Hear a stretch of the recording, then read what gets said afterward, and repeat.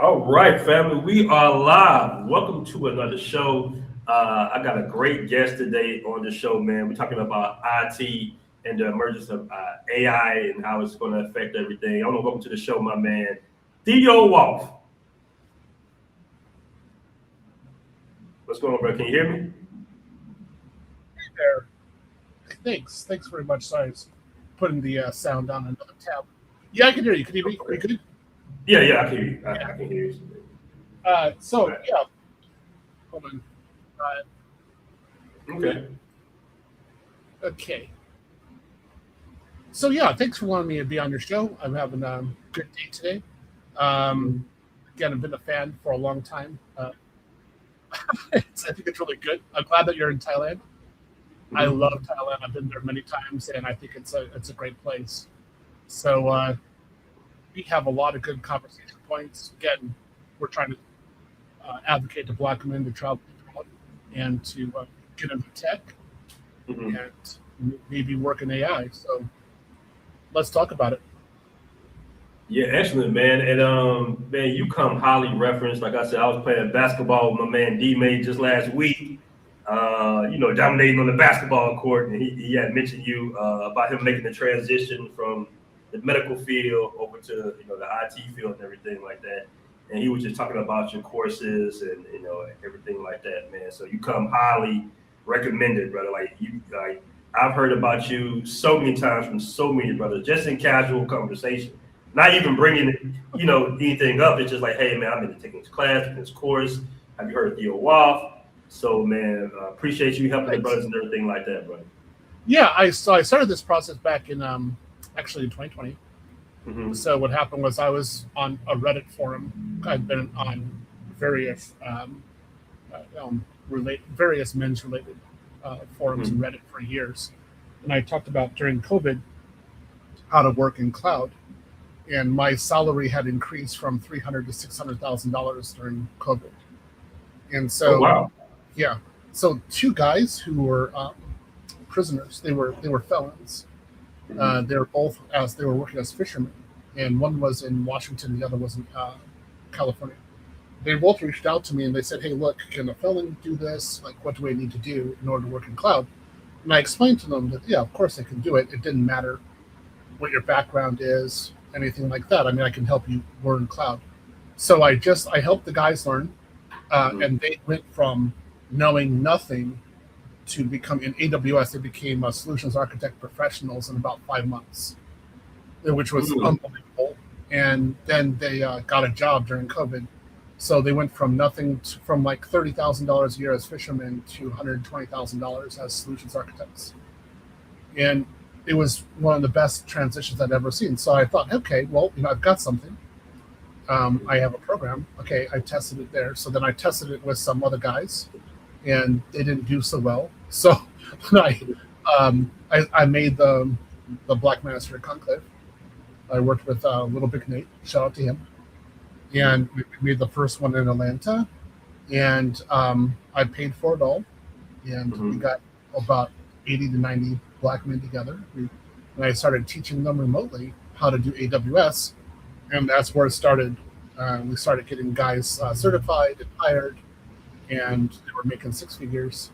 And of course, there was opposition to me the entire time. My goodness, you have no idea. People hating on me. And then I started, that was the first class. Wow. Hate on you for what? For teaching Black men how to get into cloud. Okay. Yeah. I mean, if I would have was it other Black men hating, or especially other Black men hating? Yeah, the plantation bros. Oh yeah, shoot. Full effect, huh? Oh yeah, the hate video, like YouTube videos, just going nuts. I was like, I don't even know who you people are. Keisha coming out hating me too, and I was like, I don't care. I'm sick and tired.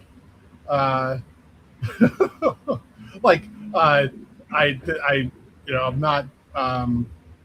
not going to stop teaching Black men how to actually get into cloud.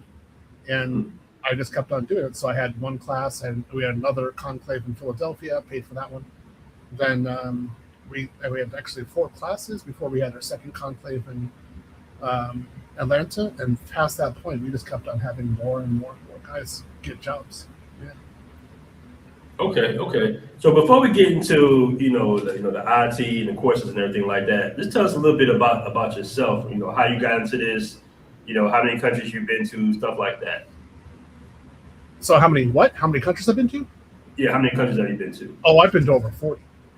Oh, Um, nice. yeah, I've lived over 20 years abroad. So I lived 1 year Russia, 1 year France, over 16 years in Japan, and then like 3 months, 2 months here. You know, this and that. I just got back from Brazil in January.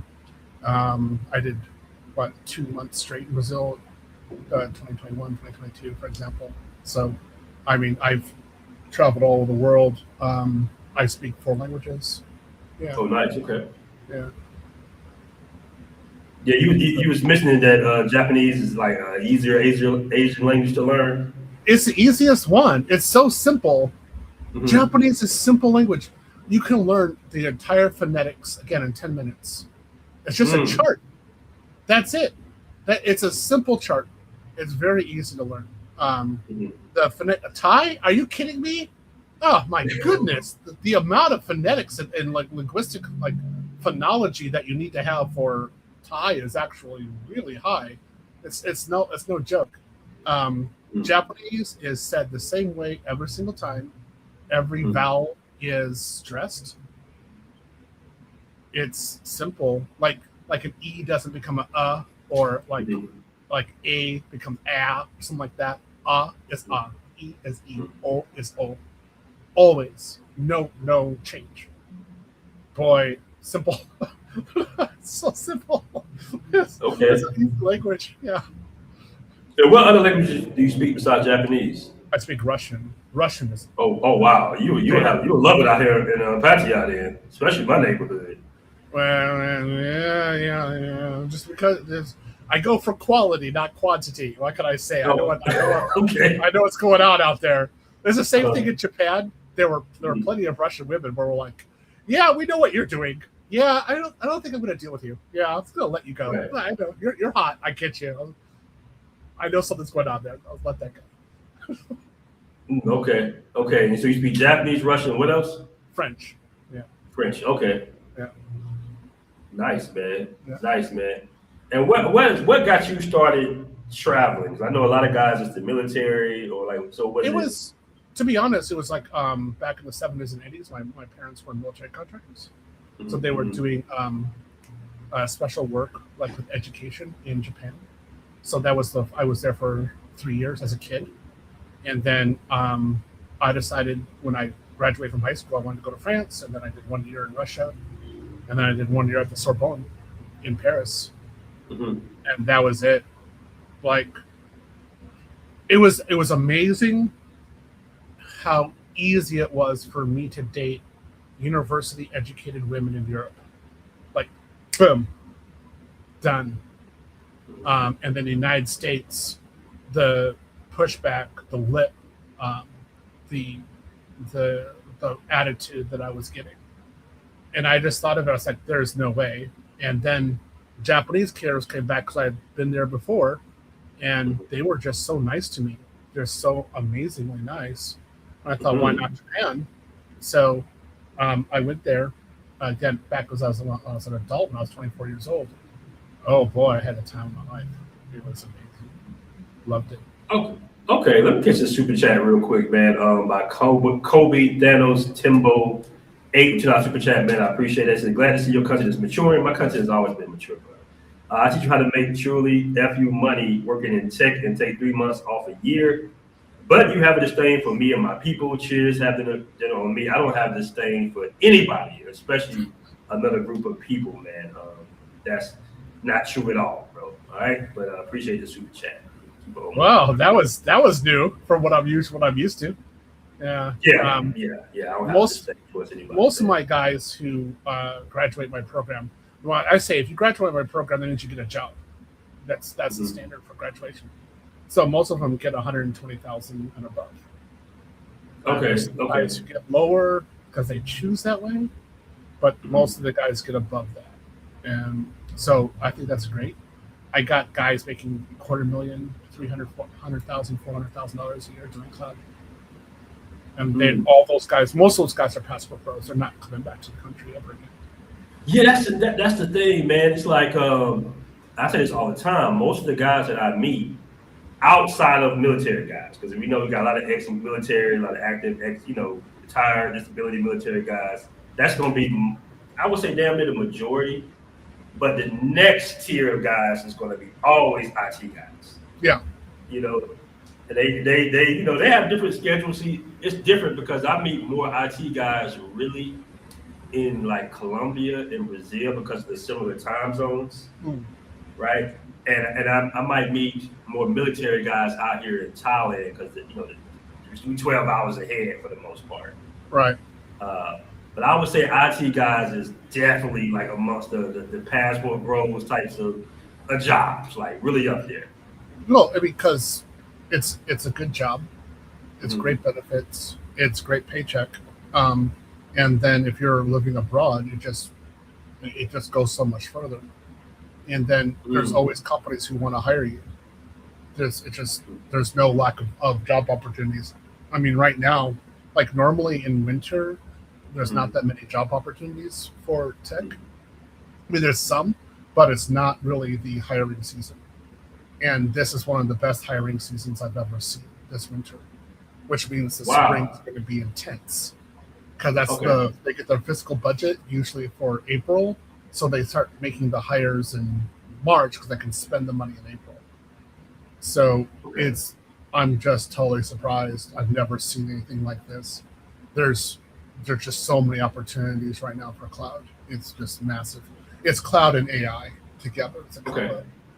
And I got a ton of questions for you, man. But I just want to gauge, like, what type of, I guess, natural strong points do you have to have to do IT? Like, do exactly what you do in IT? Like, do you have to be good at math, be a science guy? No. Like, what type of, can you be like an average C student and do this, or do you got to be kind of on the upper level of,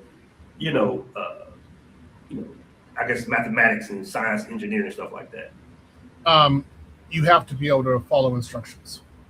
Okay. You have to be able to read and follow instructions. That's the whole thing. And if you can't do that, you're going to have a problem. So that's usually where we have a problem inside the class.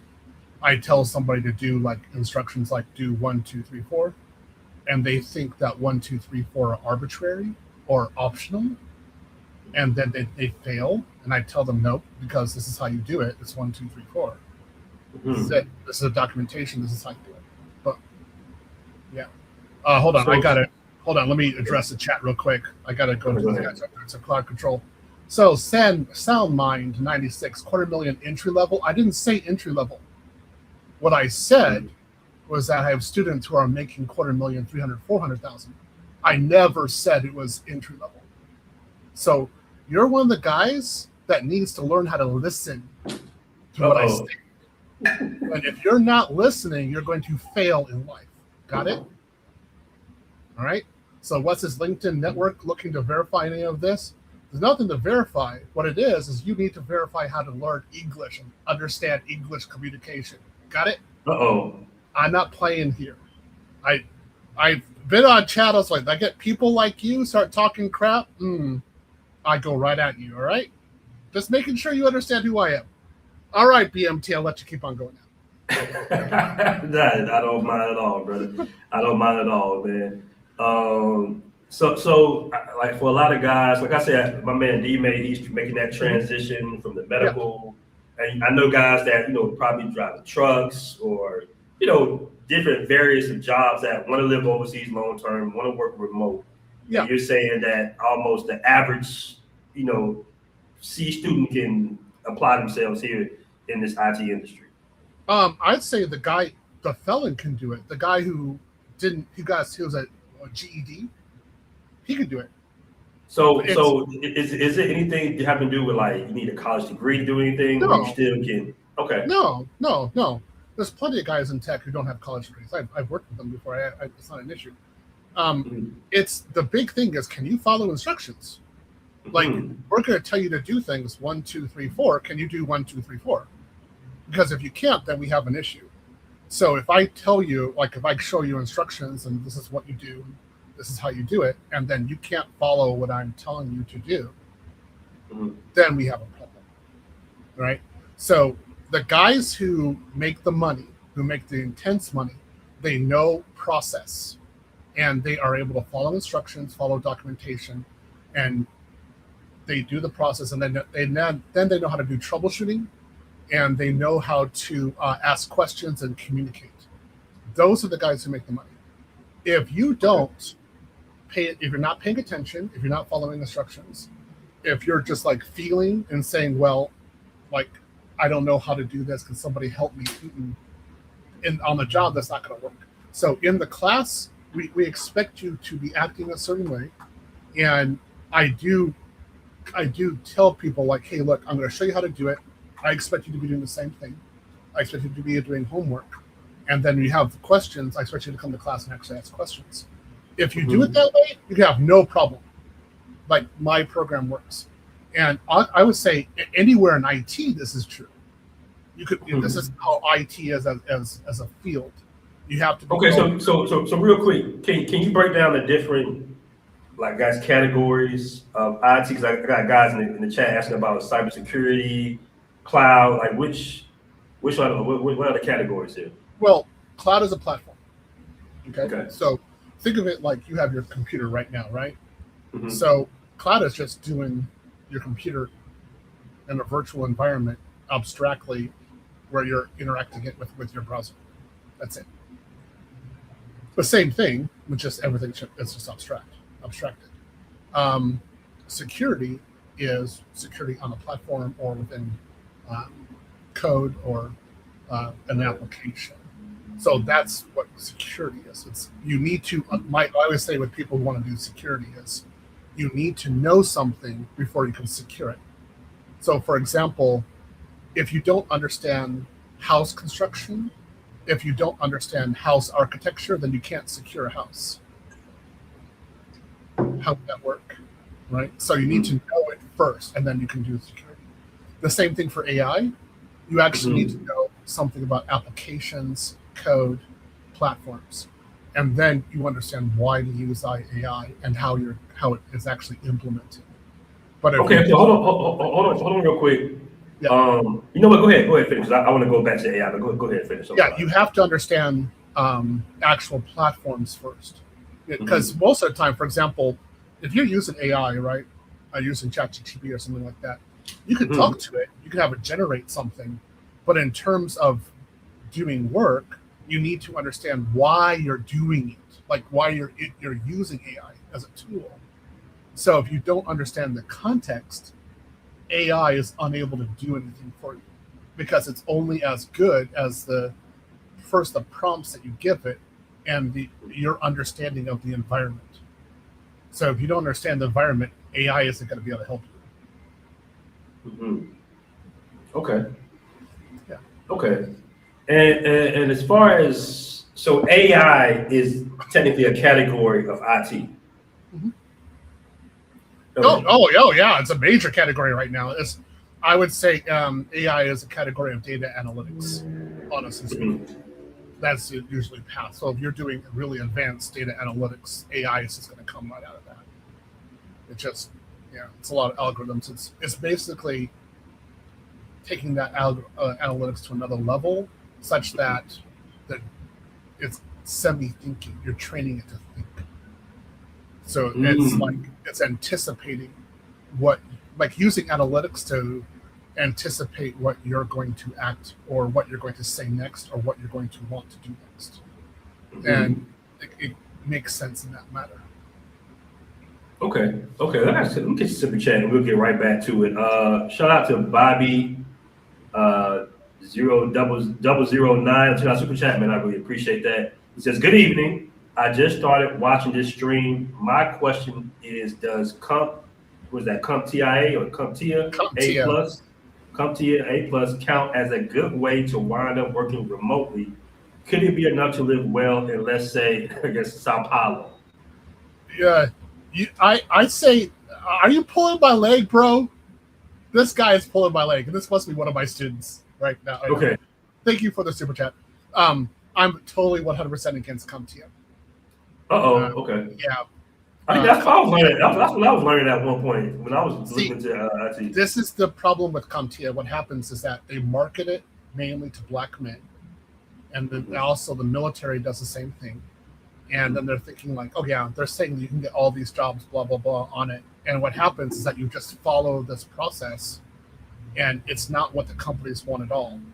What companies want is someone who knows their product that they are implementing. So if you have a Cisco product that you're implementing, they want a person who knows Cisco. They want a Cisco satisfied, certified person. Well, CompTIA doesn't apply to Cisco, right? It doesn't apply to Juniper. It doesn't apply to Foundry, right? It's just general. So you can't do anything with it. It just has no relevance. And so it's like, what I always say about CompTIA is it's like being certified for reading a book. That's it. So you're going to get a remote job on that? Forget that. No, you're not. If you want to get a proper remote job, you need to get certified on a platform. For example, AWS, Azure, GCP, IBM. There's various there. There's various also additional with Microsoft. You want to be a Python programmer. There's not many Python certifications. That's more of a skill base. But you want to make sure, Cisco is another one. You want to make sure that you actually have certification in the platform and that you can do the work. Then it's more likely you can get a 6-figure job working remotely. That's actually what your goal should be. CompTIA is really there to make, my personal opinion is to be brutal, but yes, people know me for being brutal. It's there to make sure that black people get subpart jobs under $60,000 a year, languish for years, and then that job can be outsourced to India. Or right now, it can be automated with AI. Oh, wow. Yeah, that's a CompTIA. Oh, wow. Wow, that's big. That's big. You said that because I mean, like I said before, that's what I've been marketed to myself was the CompTIA and everything like that. Right. Yeah. So if you're, I'm see what somebody else is here. So Kokolo TV, CompTIA can get you into GovTech. GovTech, if you're doing that, you're not, first off, is unlikely going to be a passport pro.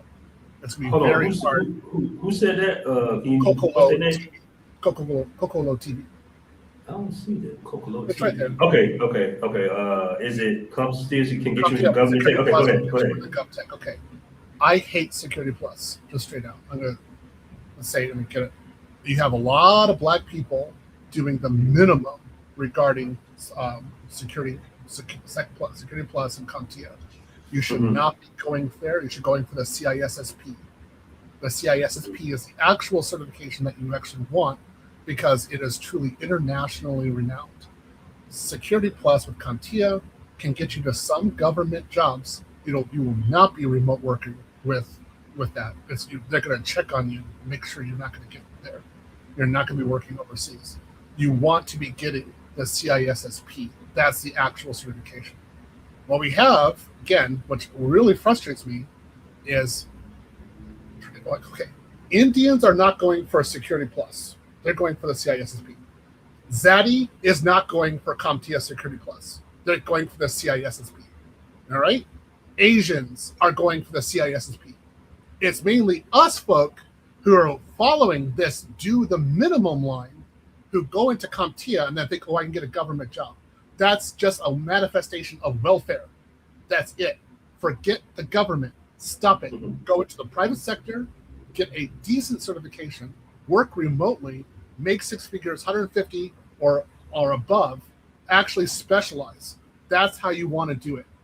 But if you're just doing this CompTIA route, no. It's crash and burn. That's it. And a lot of those government agencies can spy through the VPN. They can get through that VPN because I know one of my guys down. This is back in 2020, gotta be in Medellin. He was working for some type of government agency, and they caught him working in Medellin. And they was like, "Hey, you got to come back on site." And they basically fired him. Yeah, exactly. That's what's happened.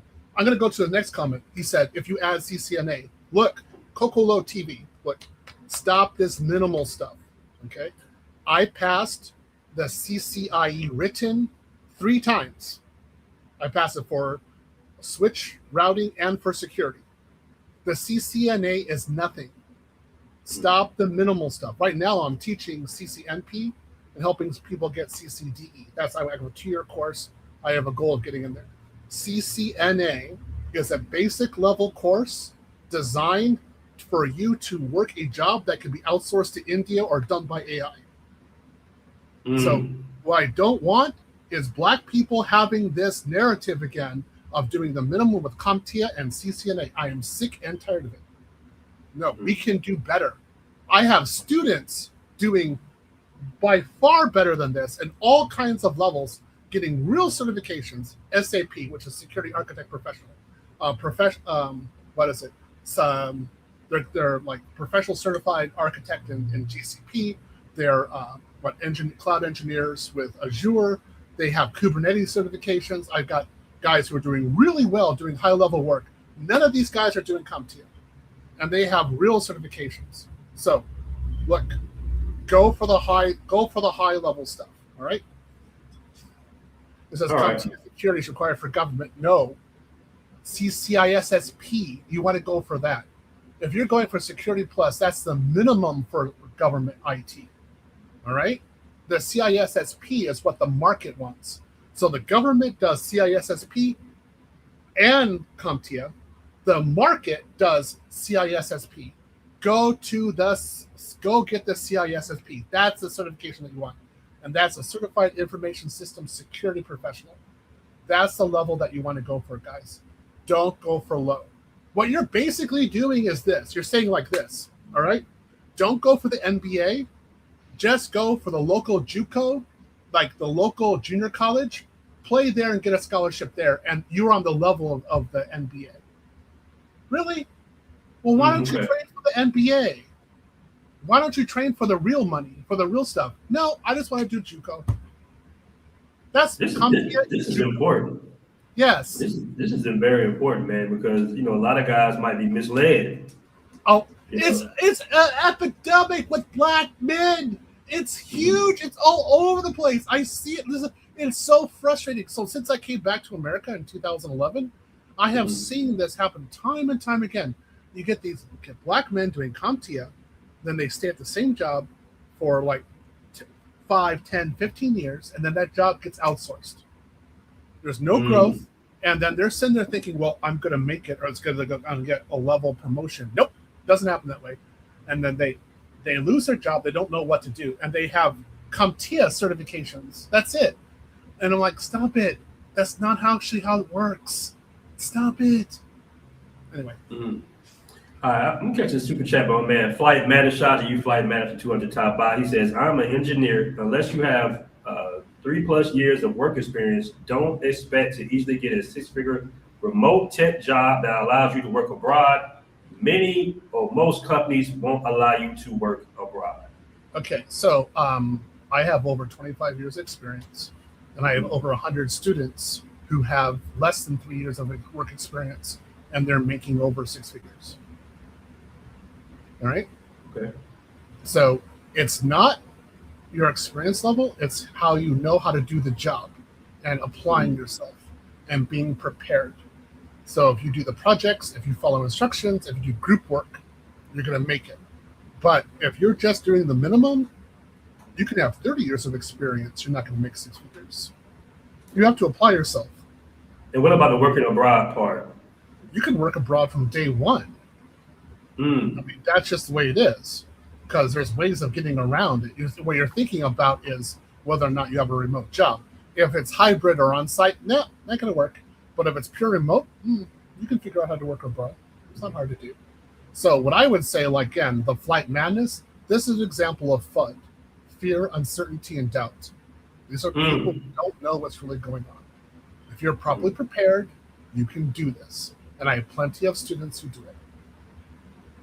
Okay. Shout out to my man, Daryl Travels, man. Go, guys. Make sure to check out his YouTube channel, man. He traveled to countries you never even heard of. A lot of good destinations. He's also on the Passport Bros app. He says, I understand not doing the minimum, but what do people what do people do in the meantime to get real IT experience without those foundational certs? Daryl, respect. She's cute. I'm looking right now, like I'm looking right there. I'm like, I see that. Oh, good. Man, there'll be in Kazakhstan, Nepal, Yeah. the credit cards, all the benefits of the credit cards. Daryl's beyond it, man. Oh, okay. So, to get real world experience, you need to be doing labs, and there's various labs you can be doing. You need to be going through books and doing labs. So lots of them demis, and you actually need to have a repo and have your code ready and actually demo what you can do. So Terraform, Python, have that code snippets ready to be able to give live demos, live explanations, and explain process. And then most importantly, you need to be able to explain troubleshooting. If you can do this, you'll be fine. What you have, though, however, is a lot of people who say, I don't know what to do, I just want to follow. And if that's your thinking, well, what are you going to do? That's it. What are you going to do? Okay, shout out to my man, Naughty American Expat in the building. Shout out to you, brother. He's an outstanding guest who's dropping real gems. Shout out to you. Naughty Expat, I thought you were going to come on yesterday when I did that live show about that Russian slide through Kenya and Ghana. But shout out to you. We got Passport Blueprint 399. I think that's my man. I'm not sure. But $10 super chat. He says, Theo is right. People get Security Plus and stop. You need more than Security Plus. You need intermediate level certs and practical experience like building your own lab. This is my thank you, Passport Blueprint 399. This is my complaint. What we have, we've got a lot of guys, particularly us, black folk, getting the CompTIA certs, stopping, and then your career stops. And as far as I'm concerned, CompTIA is just getting certified for reading a book. That's it. You actually need to be certified in the platform and then do at least intermediate there and then go to advanced. You do that, you're going to get the jobs. You're going to be hireable internationally. CompTIA is like a mental prison, like mental plantation for us black folk. I am sick and tired of it. So this is again why I created my platform, because I just kept on seeing these guys suffer. Look, okay, when I was in Japan, okay, the black folk, right? That's my peers. Do you think they had to have CompTIA for the military, right? So their Navy, military, like Marines, things like that. They were following orders. They had to get CompTIA. When they're working professionally in Japan, do you think they only had CompTIA? No. I need black men or former GIs. They had CCIEs. They had CISSPs, right? They had CISA, which is Certified Information Systems Auditor, right? CISM, Certified Information Security Manager. They had that one. They had CRISC, which is assessing risk within computer systems. These guys had high level. I have ISO 27001 lead auditor. It's another one I like to do. We had high level certifications. We weren't dealing with CompTIA. You know why? Because the Japanese weren't dealing with CompTIA, right?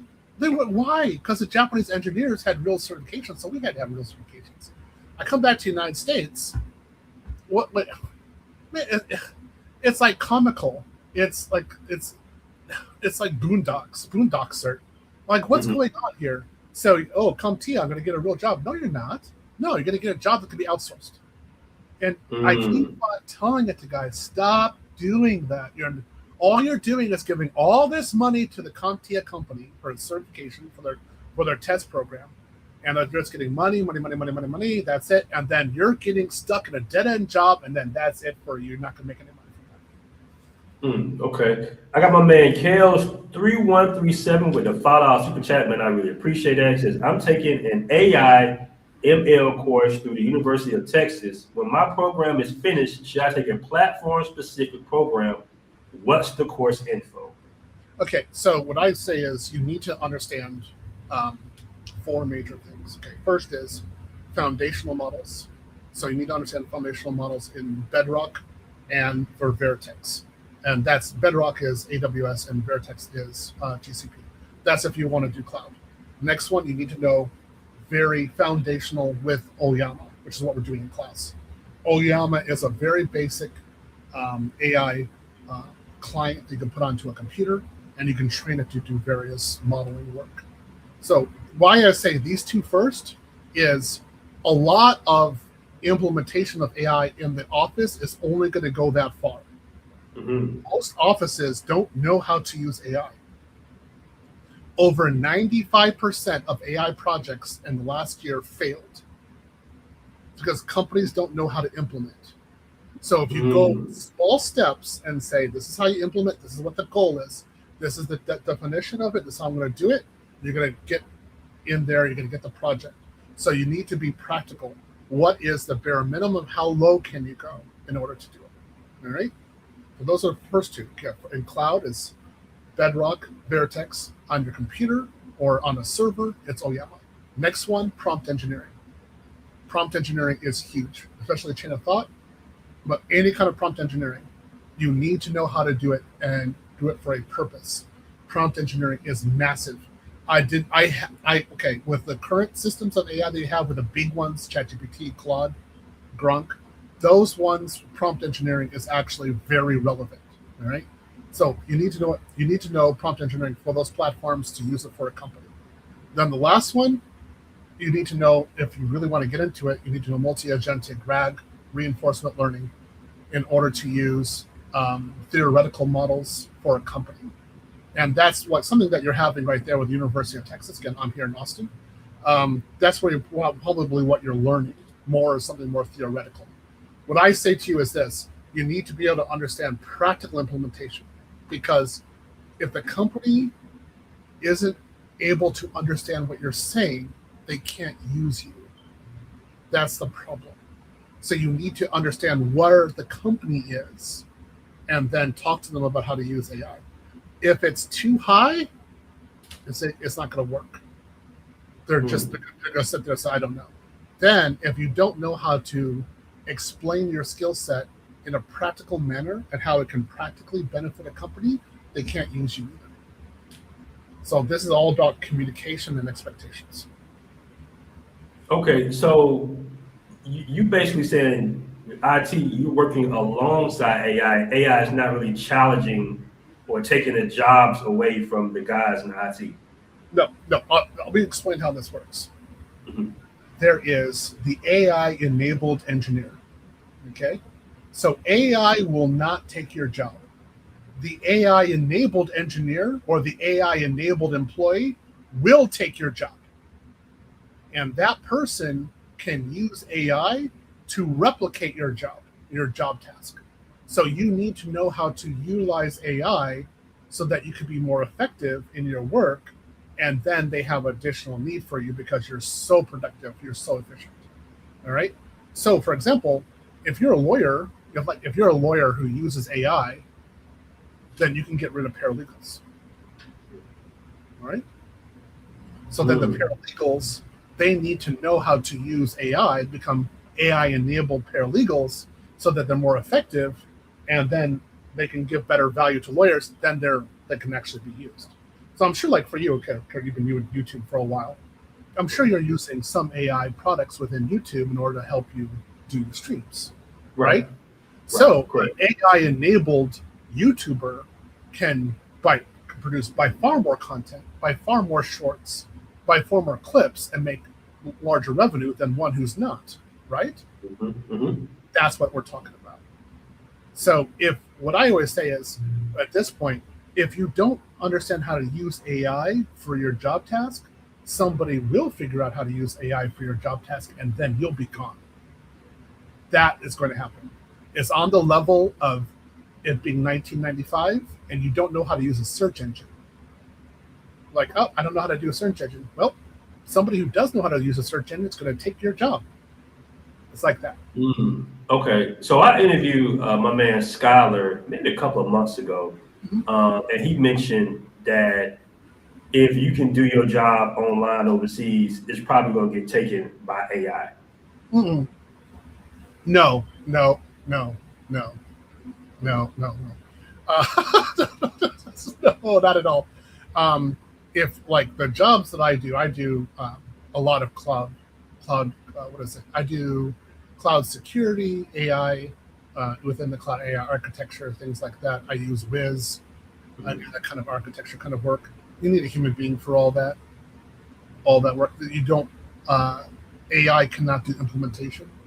it doesn't have the ability to actually, well, for the most part, it doesn't have the ability to actually implement code. You have to have somebody who's actually understanding how the code works and actually implement it correctly. So even if you generate the code with AI, it doesn't mean that it actually works. What it does mean is that AI took its best guess at what you needed. It doesn't mean that that's what you needed. All right. Okay. I got another super chat here, but my man Daryl Travels once again. I mean, I really appreciate that. The Qatar 25. He says, I'm currently sitting on 2 MCSEs, and I don't know what these are, by the way. So, but Theo, you can educate me. So that's Microsoft Certified Systems Engineer. Okay. I have 2 MCSEs as well. So Daryl, good. I understand what you're talking about. Yeah. CCNP. That's a Cisco Certified Network Professional. I have that as well. Security, Okay. good. You're my man. I like you. And PMP. Good. Yeah, I know where he's coming from. As well, not remote. What's PMP? That's a professional. Project manager professional. Okay. While I am not remote, I am overseas. I am a Linux system admin. He is giving game. Yeah. Thanks. Yeah. We have to use Linux as part of the game, as part of work. It's just a normal kind of thing to say. We use Windows all the time as well. And basically, yeah, of course you're doing that. I mean, that's great certs. So these are better level certs to actually be doing work. And as long as I'm here kind of old school, and if you know what you're doing, then you know how to generate the code in order to help you do redundant tasks. But you have to understand why you're doing it. That's why it's so important. And that AI helps you do the work. It doesn't do the work for you. Okay, and I want to give a shout out to my man Zoo Travels. He was one of the first guys that I met that was into IT. We met in Brazil and everything, and we always ask, "Hey man, what do you do? And what do you do?" And he would tell me he does IT. He says, "I like the AWA and the Azure certs. Also get comfortable with command line and reading documentation." So he said he did a little typo. It's AWS. I got you, bro. Got your back. So AWS. Oh yeah, he cleared it. It's okay. It's okay. It's okay. I got it. It's fine. Those are wonderful certs to have. You can get real money with that, real far. This is just a huge amount of work that I'm designing there within there. If you know command line within Azure, you have to do PowerShell. Just so you know, I hate PowerShell, but I'm teaching a class about PowerShell. Companies need you to be able to use PowerShell for identity management within the company, and identity management is a massive area of growth and of our job prospect. This is what my next class is going to be. So if you're using PowerShell with Azure, you understand the security with IAM, you understand IAM provisioning, but also you know how to use Terraform for IAM provisioning, you're going to be fine.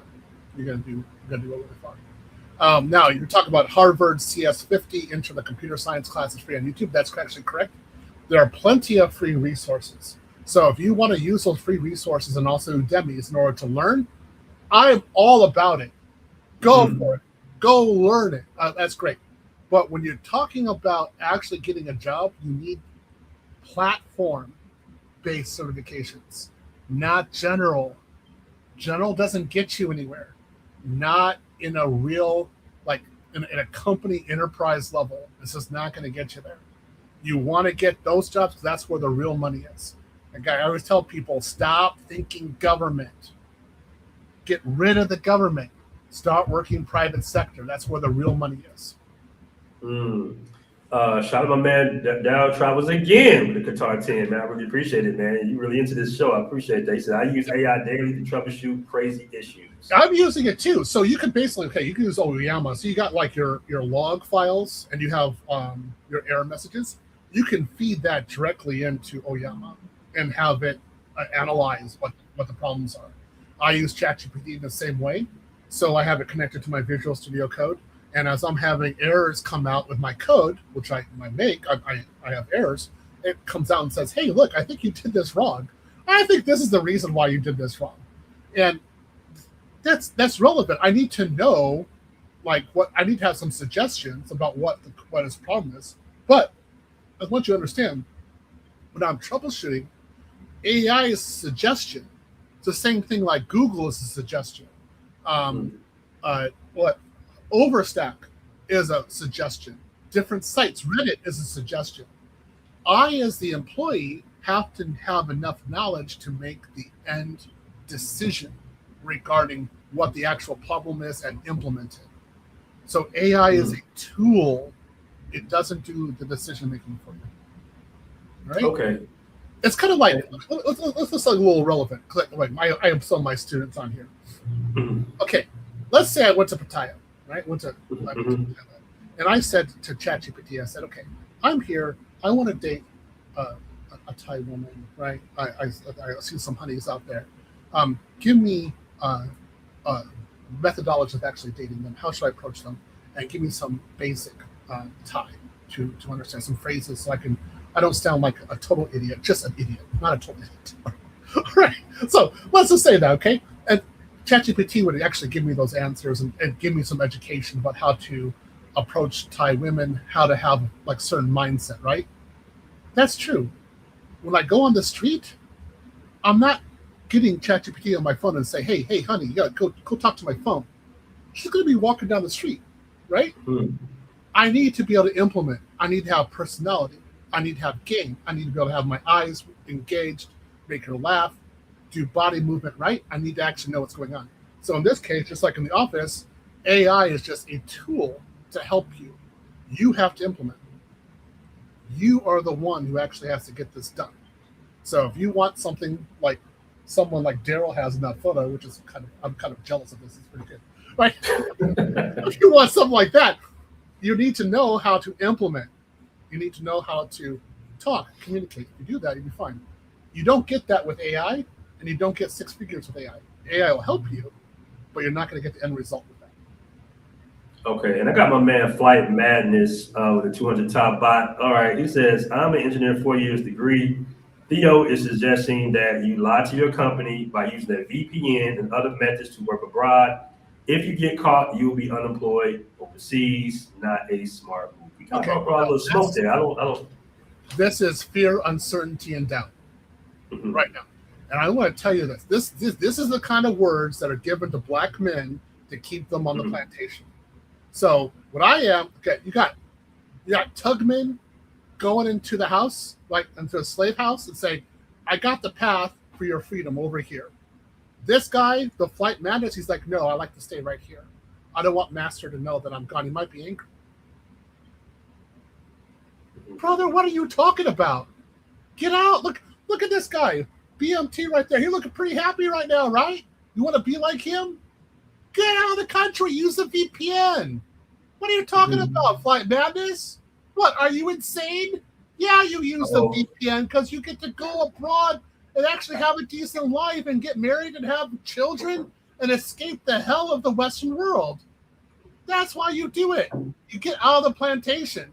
So if you want to stay in the plantation, you might as well just stay in Atlanta and give 50% of your salary to Keisha because that's where you're going to go. Okay. And would you be available for a panel?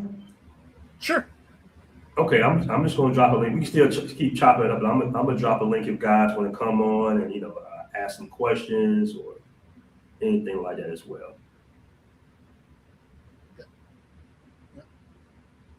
No, me. Somebody's saying, hold on, let me guess this. They say all types of cat. Well, I mean, the chat is mostly all support. Let's see here. Okay. So for the most part, the companies are not going to be detecting whether or not you're working abroad. So if you actually know how to do the VPNs connection properly, you can make sure that they can't figure it out. All right. So there's different ways of doing it. So CT123 says MS Teams track everything you do. I mean everything. Not really. It tracks everything you do on MS Teams, but not everything that you do. No, if you're on Confluence, it doesn't know that. All right. Another super chat here. I am just Jude. Super chat, man. I really appreciate it. This is Aaron. Thanks for having Theo on. I'm glad you two could connect and get this out there. It's not an easy journey, but it's worth it. By the way, what's your cash app? This is my cash app. BMT 2040. BMT 2040. Appreciate that. Okay. So thanks again, Ken. Jules is one of my admins. He's one of my most successful students, and he knows what he's talking about. Yeah, he knows what he's doing. He knows how to implement my program. But you have to be aware of what's going on. You have to know how tech actually works. As long as you do, you're going to be just fine. You really think Zaddy is worried about that when he's going to Brazil and getting a baddie? No. If you go to Brazil, I've seen this all the time. You know how many guys? Okay, also Thailand. You should have the same thing. How many guys from Sweden, Norway, Scandinavian countries are in Thailand getting married? Right? Those guys aren't working remotely, right? Nobody's saying, "Oh, you have to worry about your VPN. If you do that, you can't be here in Thailand." BS. They know what they're doing. They get it. They're working. They're getting married. Why? Because they know if they stay in Sweden in particular, they're never going to get married. It's not going to be possible. If they're in Sweden, if they're in Thailand, they can get married and have children. So I know it's different types of, because I see guys, sometimes it goes over my head, but they show me all types of equipment and hardware and everything. Is there like a certain VPN that you can use that you need to know fundamentally, like what we call the RFCs. There are certain standards for VPNs. You actually need to know the standard of VPN in order to know what's going on. If you don't fundamentally understand VPNs, it doesn't matter what platform you're using. Most likely you're going to have a misapplication of your VPN and you're going to get caught. So you need I remember one of my guys who helped me build the app. Shout out to my man. You put him in the chat. What happened when the power? It's something like the power went out. He was in Colombia and the power went out, and when it hopped back on, it didn't hit the VPN in time. It was something to where his company called him. So I know it can be kind of tricky sometimes. Well, there's ways around that. You just have to be smart. You have to know what you're doing. That's all. That's why I say you have to know the fundamental theory about VPNs and actually how it works. If you don't know the fundamentals, then something like that could happen. So just make sure you know what you're doing. I've got the flight manager again with 200 top bot, man. I really appreciate it. He says, I know multiple guys with plus 5 years of work experience in tech that aren't able to get remote tech jobs. Their companies don't allow. It is not easy, as Theo says. It is him selling a fuck. Come on, guys. Yeah, so right here, we have this guy doubling down on, this is probably Danny. Right. This is a guy doubling down on fear, uncertainty, and doubt. This is obviously a sign of a low education person who has no idea what he's doing. And he's probably working as a low-level English teacher without any education. This is the kind of result you have right there. It is very easy to get into this if you actually have the proper training and you're not doing fear, uncertainty, and doubt. This person right here is an example of a loser anywhere, not just back home, globally. Global loser who has no idea what he's doing, and nobody should be listening to him whatsoever. So this is a plantation, bro. Belongs with Keisha in Section 8. All right. That's a hell of a response, man. Site-to-site VPNs are not foolproof. NVM software metadata can send signals. If you use VPN, these people. Okay, stop. We're going there.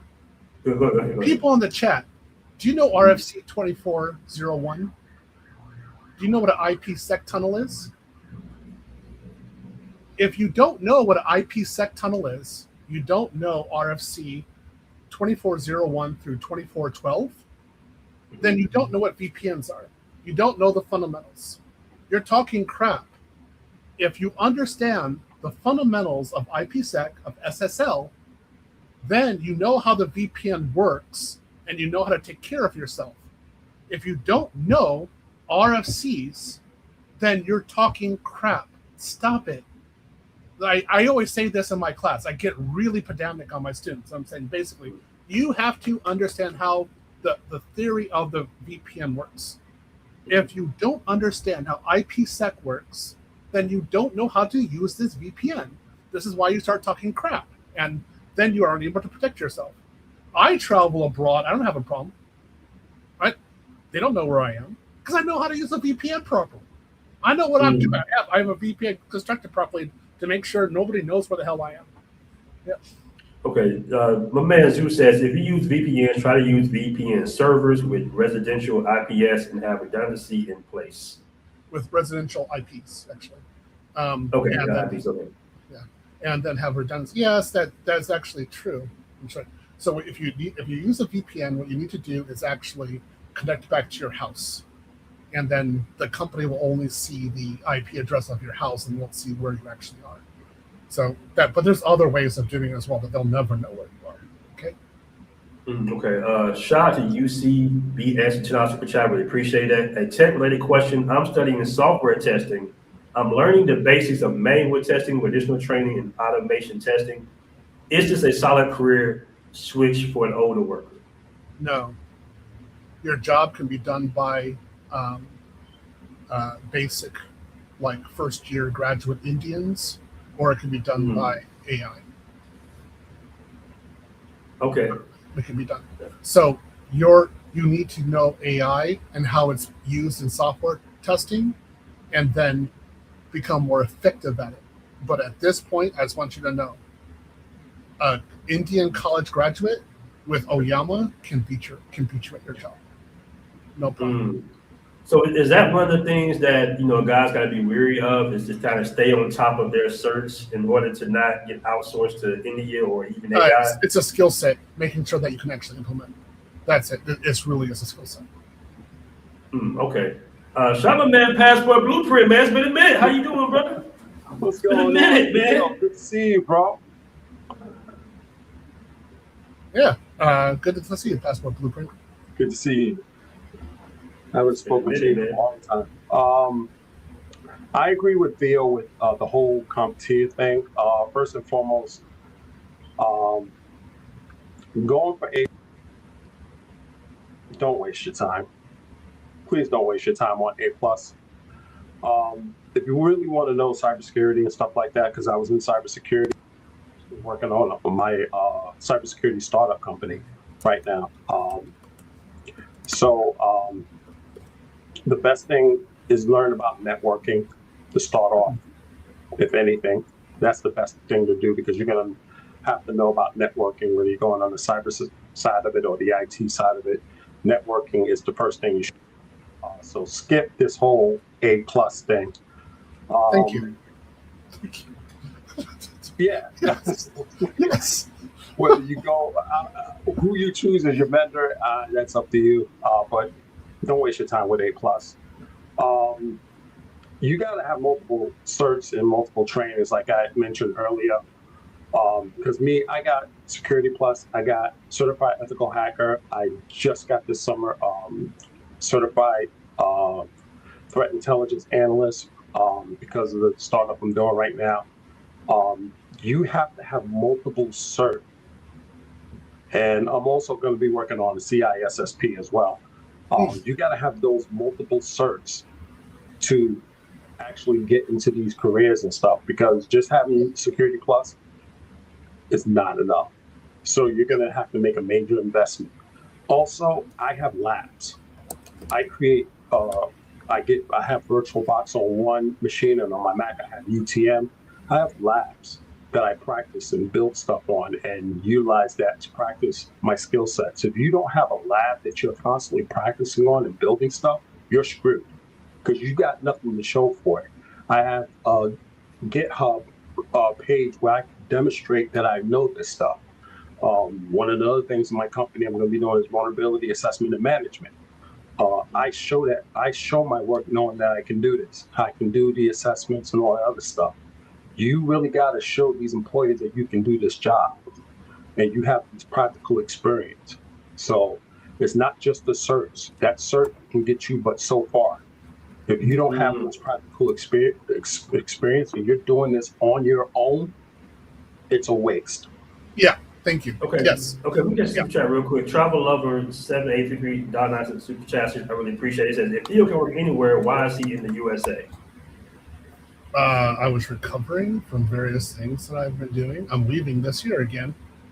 But I mean, while I've been in the United States for the last 15 years, I've left several times. So I mean, I'm just getting things ready to leave. That's all. Takes a while. Okay, and I got another super chat here. Another super chat about Flight Madness. Hey, man, Flight, you want to come on, bro? I don't know. Oh, that's Danny. He doesn't want to show who his face. That's it. Okay, Say so. okay. Tech job market is getting destroyed because of AI, bro. Your job is you're getting destroyed by little monkeys under your bed. Very experienced tech guys are having difficulty finding jobs. No, they're Okay, not. hold on. Let me read the whole super chat real quick, Theo. It said tech job market destroyed because of AI. Very experienced tech guys are having difficulty finding jobs. Still, stop selling a false dream. You got plenty of guys who are getting plenty of work. You got them in my class. I mean, they're making the money. They have plenty there. Gil, FUD, yes, fear, uncertainty, and doubt. What I say, this is Danny, without a doubt, this is Danny. Go get an education. Stop getting rejected from women in multiple countries. Stop working the optimal minimum. Stop trying to go to Japan and trick in Shinjuku and Kabukicho like I saw you do. You're trying to trick there. Nobody went for that because you're a loser globally. Nobody wants to deal with it. Actually grow a pair, get some skill set, and actually become a true professional instead of a professional loser like you are. All right. Okay. All right. Ninja first with a $5 chat. All right, man. This show is getting a little lively, but we're getting good information as well, guys.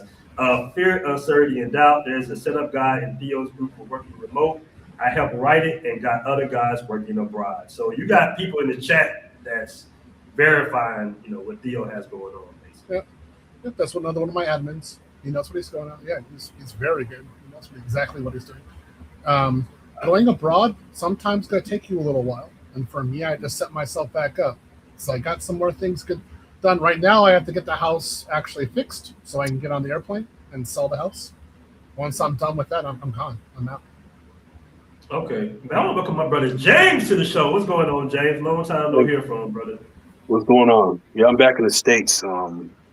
Getting my my app pushed.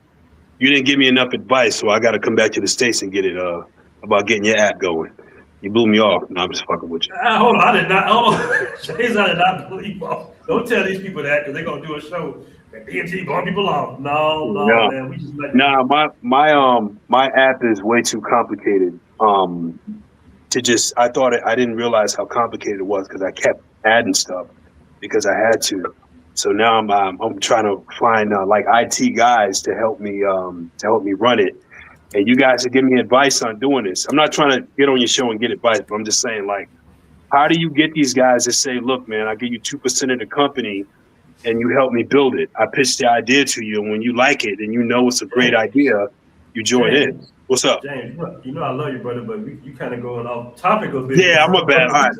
Yeah. We'll get to this. Cool. It's kind of in the question because I was gonna intertwine it up. That's what I was gonna try to do, but I know that AI could generate code, but it can't, run infrastructure, things like that. There's a lot of things that AI can't do. So that's a good question because I did want to ask you this, Theo, about I do see a lot of commercials and ads about build an app in 5 minutes with AI and everything like that. And in my head, I'm just like, that's impossible because who's going to run the infrastructure on it? Like who's going to get you in the app stores? There's all types of stuff going on. But what do you think about the whole build an app in 5 minutes with AI? I like how one CISO or one, I think CTO said it. He said AI made all this beautiful repos, all this beautiful code, a beautiful example. None of it worked, but it was beautiful. Okay. And that's what I always say about it. Look, if your prompts are not correct, then it's not going to get relevant code. Now, when you get the code out, you're going to have to modify it for your environment because it doesn't know how to run in your environment. That's a big thing. Now, if you're working, like let's say you're working for a company, right? And then you actually have AI working in your connected to your Visual Studio Code or your IDE, which is integrated developer environment, right? If you're doing that, you might be fired because there's a possibility for information leakage regarding having AI on your desk. So you actually have that permission to do that in the first place. If they give you the permission to do it, then you have to make sure that it is relevant. That's always true 100%. Okay, so it's good. Okay, you could run for Terraform, right? You get Terraform examples. I love Terraform examples, right? But you have to figure out, make sure that it's relevant to your environment. You have to do testing. You have to go to sandboxes. You have to go to dev, test, prod. You have to follow a process. You just don't say, it's not like I go to Pattaya and say, I want sexy Thai girl, and put it into ChatGPT and whoop, wow, I got this. Look, it's prod right now. I got her right here, right? Woo! I can make kids. Nope, doesn't work like that. Okay, the gangster bank to our super chat, man. I appreciate it. He says, is Theo related to Peso? You know who that Peso character is, Theo? No. He's like an internet troll. He's nobody, man. No, I have no idea. But appreciate the super chat, gangster gangster. I got a question for Theo. What's the name of that technology you mentioned about the VPN? I think it was VPN sec, and where can we learn about that? IPSec. So RFC 2401 explains the basic foundations of IPSec, which is Internet Protocol Security. And then it's been updated, but it's essentially the same RFC. You need to know how to use that in infrastructure anyway to make IPSec related tunnels. But then you also need to know it for your desktop if you're going to run a VPN to the office or to your house or wherever it's going to be. The reason you need to know it is because you need to know what information is going over that tunnel and where the actual authentication is going on, so that you need, the IP address that's being communicated to the server or to your company, you need to know what that IP address is. Because if you don't know, then you don't know how the actual communication to the company is going. So if you're able to hide it properly, good. But if you're not, it might tell you that you're in Brazil, or that you're in Colombia, or that you're in Peru, right? So you need to understand how it works technically. It's a big thing. And it's RC, what was that? RC? RFC 2401. I'll put it into the back chat real quick. Sure. All right, I got a super chat here from Vacation Lodging 247. Man, come on now, Vacation Lodging 247, the 5 super chat. I do appreciate that, but I'm not going to read it per se. Shout respect to my man James. All right, I do. Look, if James says he has an app, then he has an app, but I respect him, and I don't. Right. I don't see James coming on here pulling crap. All right. Right. This is another example. Somebody probably coming on saying, "Oh, you're just a black man. You don't have that." Maybe he does. I have students all the time who come in with like wonderful projects, wonderful ideas. They're all black. Notice I don't say anything bad about them. I say, tell me what you got. Ninja Person says, we got a carpenter from zero technologies to working government security and making 175K. It took him 16. That was another question I was going to ask you. Like, what around the time frame for all these certs? But he said it took him 16 months. And it would have been sooner if he got away from the women who didn't want the best for him. Okay. Yeah. So what we're noticing is that the closer that our students get to being successful, the more Keisha gets in his way and tries to sabotage him. And it's a big problem. And we tell the students that, either keep it secret if you've got a Keisha in your life, or get rid of her, because she's probably going to get in your way if you get the job. And this guy was definitely true. One of the best students I've had, and he's making lots. He's actually an AI right now. He's pretty good. He knows what he's doing. Very dedicated, relentless. He went from $50,000 a year to 175 and plus. I think it's over 200,000. So okay, so I have a question for you, man, because with some of my IT guys, they've been like, hey, man, I'm at work right now. And we be on the beach. I'm like, how the hell are you at work right now, right? What's like a typical day for an IT guy? Do you have to literally sit in front of a computer for 10, 12 hours? Like, how does that work? Or is it kind of like check in, check out type of situation? You be on your cell phone, out about? It matters. I mean, again, Passport Blueprint, and James could probably add on to this, but if I have a meeting at 7:30 in the morning, then I have to be at that meeting at 7:30, right? So whatever the time is, I'm at that meeting.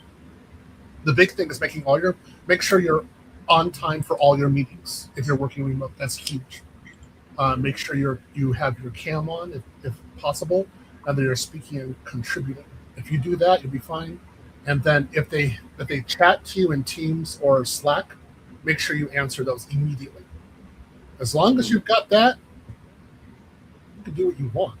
If you're doing your project. So let me ask you, like, what's the main reason that these companies want you to remain in the U.S. even though you can do your job from basic home? Like, why not?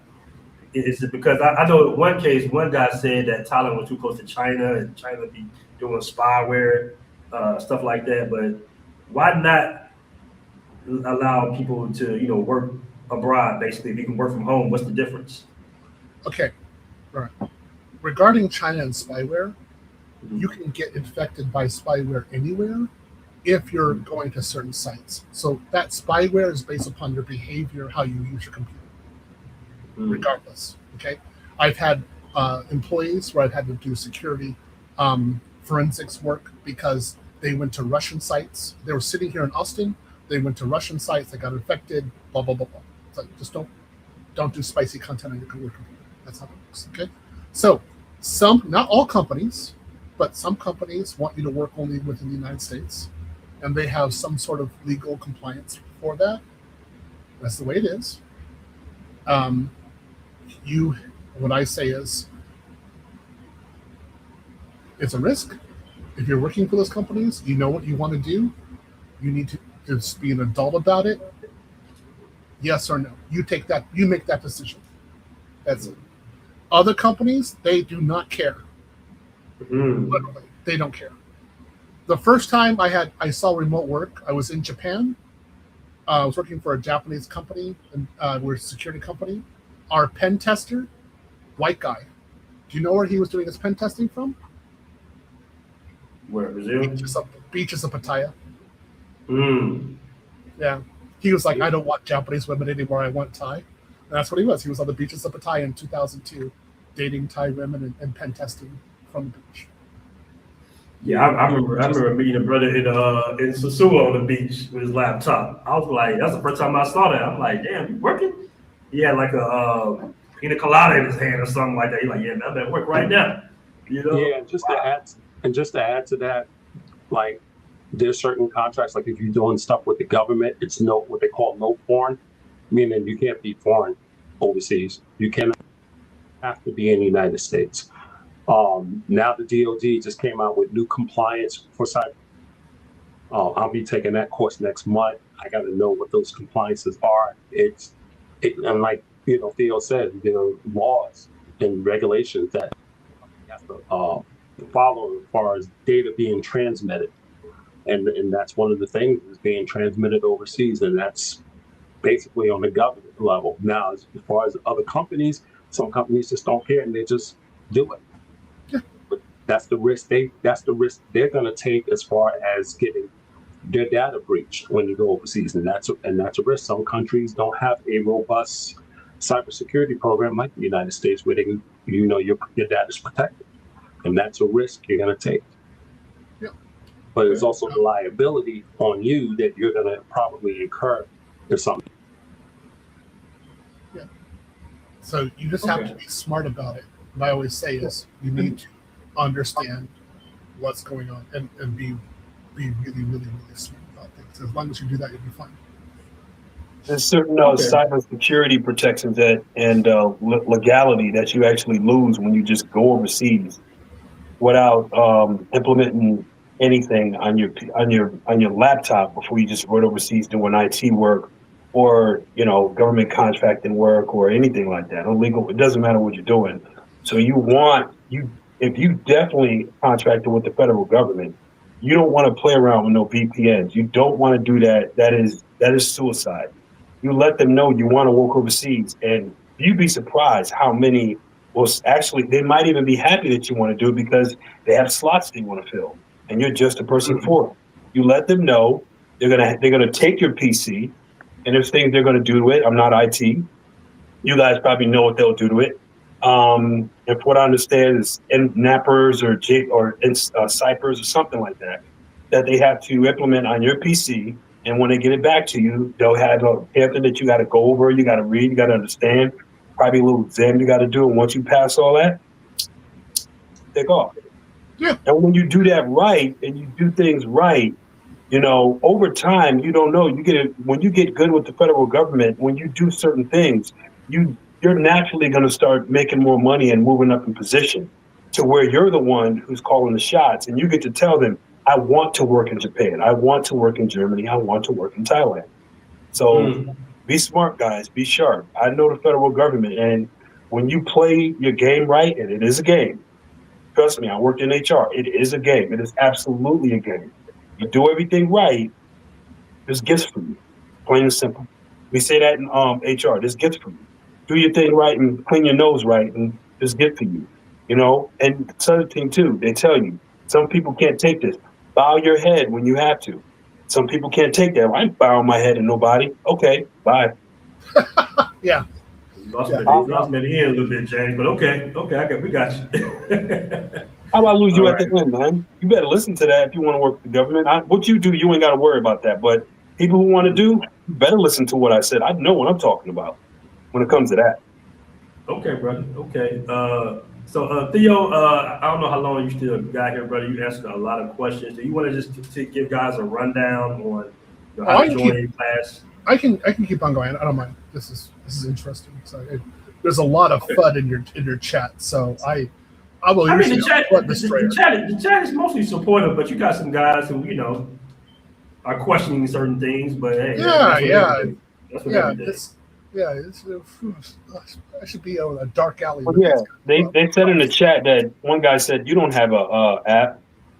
When you start listening to that, you lose yourself. Talking about that as you travel. He said actually happened to me and DR with BMT and his janky internet. He's talking about the VPN situation. But DR got janky internet, man. You can have janky internet anywhere. So my connection here in Austin is where I live here in Austin is actually really crap. It was better in Ukraine than it is here in Austin. It was faster and more reliable. My internet is intermittent all the time. It goes up and down. The only thing is that if I'm running a VPN in my company, it just kind of goes down and it goes back up. That's it. It just boom. What is the biggest advantage of you using a VPN based on all the things that you're working on? Like, what's the biggest advantage? If I want to hide where I'm at, that's it. Just plain, okay. Yeah. But to be honest, I mean, I'm a hardcore security guy, right? So when I join a company, I just look at them real quick and say, what is your policy regarding working remote?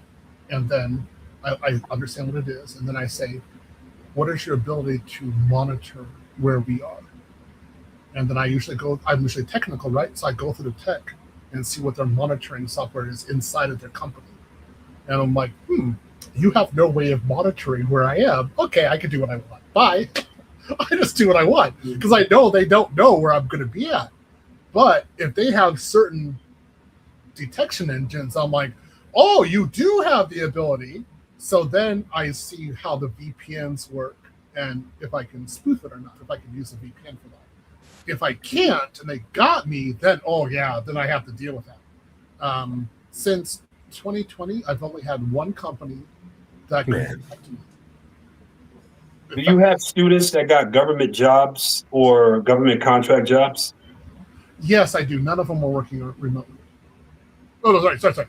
None of them. I was just about to ask that. Yep, I was just about to ask you that. None of them are working abroad. They're working remotely. So they're working at home, but they're not remote workers. All my remote workers are private sector. Even the defense contractors, they're in the United States. So Theo, when guys take your courses, do you kind of help them with job placement as well? What we do is we have Speed Jobs. So Jules has taken over Speed Jobs. Okay. And what he does, he has some other people helping him too, but Jules does it. So we actually get a JD and we evaluate. We say, we'll look at your resume, and then we go through a simulated resume to see how well you can. A simulated interview to see how well you answer. Yeah, we're pretty intense, and we have quite an example, like a lot of examples of JDs and Jules has been doing this for a while. So yeah, we got some ability to really simulate a real interview and how it's actually going to go down for you. So if a guy, wanted to get involved and take your courses, and like how long would it take, generally speaking, on average, to place him with an IT job? It depends. I've had people ask me this before. It really depends. It depends on you. So if the first guy who hit 300,000, he did it in like 4 months, 3 or 4 months. Wow. He went from $60,000 a year to 320. And he was a project manager, and he started doing cloud security project management. And I just saw him I told him how to do it, how to implement what I taught him in the class in his career, and boop, he did it, disappeared, boop, gone. He told me what was going on. He showed me what his work was, and I get updates from him every once in a while. He's rich, he's happy. Okay, so that was the first guy, right? Short amount of time. The thing is that he was already a project manager, so he knew how to use my class to his advantage, to his career. If you're starting from nothing, I've had some guys take 5 months, like my first students. I've had guys who are in my class 3 years, they still don't have a job. Okay? So I'm going to be honest with you. It depends on what you do. Okay? You have to do it yourself. It depends on what you're doing. If you don't apply yourself, then it's not going to happen. If you do apply yourself, it's going to happen. Okay. I got another super chat here. Matter of fact, let me catch my man Zoo real quick. This is a Pakistani guy I work with, got hired with a completely fake resume. Yeah. Indians and Pakistanis do this for one another. They have a bunch of fake companies they use to pad the resumes. So is it like a war between like the IT, American IT guys and the Indians or something? Like, is that what's really going on with the Indians and stuff? Of course. Look what happened to Microsoft. Yes. Look what happened to Microsoft. They overtook it. Yes, they took it. And there were white guys online. You guys will know about this. White guys, I know they will know about it. All over, complaining about it. I mean, going straight MAGA race mode on them. Go to Seattle and go to Seattle. Just go to Seattle. Now, white guys in Microsoft are a minority. Like, and they're bullied. What? That's why when they say AI's taking over, they're talking about another Indian. No, come on, man. Come on, but there is some truth in that. I mean, you're competing with someone and AI. So if you don't figure out how to be the engineer behind AI and have your skills and make them understand that the human collection of hands is also needed, which I was saying before. If you don't know how to get around that and just come with the AI and your skills, you're going to get beat out. Passport Blueprint, you wrong for that one, man. Shout out to the Flight Madness again, man. Y'all guys must have some type of beef or something. He says Theo has been saying that he's moving overseas for the last plus 2 years, but he still hasn't done it because his company won't let him selling false dreams. Oh, I can do what I want. Danny, little boy, I've got a $2.8 million trust fund. I sold 40 Bitcoin 2 years ago, over $67,000 each. Who are you compared to that? Shut up. Uh-oh. You have no idea what you're talking about. So I do this because I like it. Okay? Got the little kid? Last 2 years, you've been tricking with a dog. That's about as far as you've gone. Got it? Get out of here. Let the professionals talk. I don't know why people keep saying that when we overseas we're tripping, and we already know what women are saying. So if you're out on a date with an American girl, we know what's going on. We know that you got to spend money on her. We know that. So guys, stop with the tricking. We know you're getting tricked in the U.S. I'm in the U.S. Oh, we're just talking about. I'm talking about. It wasn't with a woman. It's with a dog. Remember, dog. Not a woman. Oh. Well, I don't know, man. I got a quick. I'm savage. I have no mercy for these kind of people. I was like, oh yeah, I'm gonna go against you. All right, so I think that's CQK. I don't know how to pronounce your name, but he says, so I'm a complete beginner, and you don't think A+ is a good foundational skill to have? No. You can read it. It's like a wiki. You can read it. It's good for a week, but it's only like just for general education. You need to go to a platform. You need to choose a platform. Now, again, as Passport Blueprints stated, it could be networking. Okay. For me, it was MCSE, like what the other guy did, right? That's where I started. So Microsoft, and then I went to Cisco, CCNA, then I did CCNP, and then I went to Checkpoint and got that done. And then I became a CISSP afterwards. That was my path. So you have to determine what your entry is going to be. It could be programming, systems admin, Linux, something like that. Networking, I love networking, right? You have to decide what it's going to be. Then actually identify a platform and become specialized in that platform. That's how you do it. I just peeped this. Hold on real quick, James. I just peeped this. He said that's why Trump put visa restrictions on Indians. He did do that. Yep. He did do that. He made it like $100,000 or something to enter America now for Indians. Yeah. Yep. Is that the main reason? Because they were taking too many like IT type of jobs, basically? It doesn't actually really block them out. It's actually a joke. I know the way it was presented to you guys, but if you really look at what they're paid and what is required to get them over here, it actually made it easier to hire them. Believe it or not, it actually made it easier to hire them because it actually hurt American IT personnel. By the way, I just asked ChatGPT, what must you learn as an IT employee to beat out AI software for work? And it has a list, and A+ is not one of them. Okay. And going back to that other guy. What type of search does it list, James? I'll break it down. Cloud architecture, AWS, Azure, GCP, distributed systems. That's what Theo was saying. Yeah, database SQL, NoSQL. If I say it wrong, I'm not IT, guys. Networking fundamentals and security architecture. And then it breaks it all down. It wouldn't shut up. It just kept going and going and going. And it said nothing about A+. It doesn't get down to A+ until it starts talking about the negative aspect of you ignoring this. You ask that question and then employ yourself with ChatGPT. ChatGPT pulls accurate, solid information, peer-reviewed stuff, and then throws it right on your screen in front of your face. That's how easy it is. So if you don't figure out a way around that, you're done. You just also you got to position you're shooting for, because the whole IT and cybersecurity is very broad.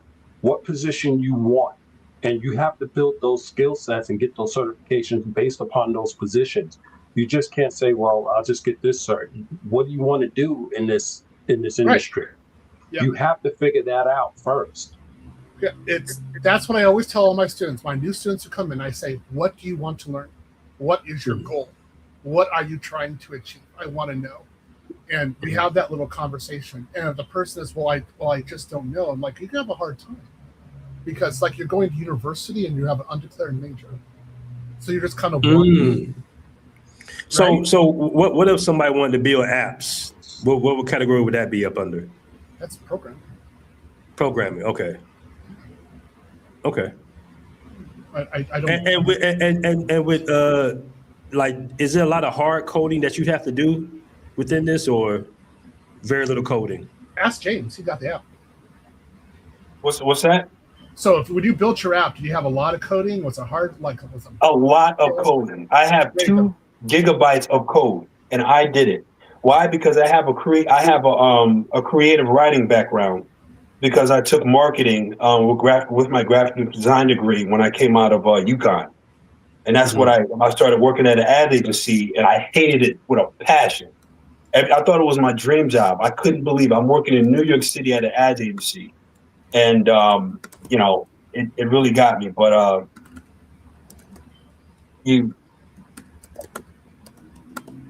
sorry, I lost my train of thought. It's some, my neighbors got me. Okay, So- James. But James, what type of coding program do you have to learn for that? Well, if I were to do that, I could really pull up my app and actually answer that like right in front of you. I was actually working on question or codes right now.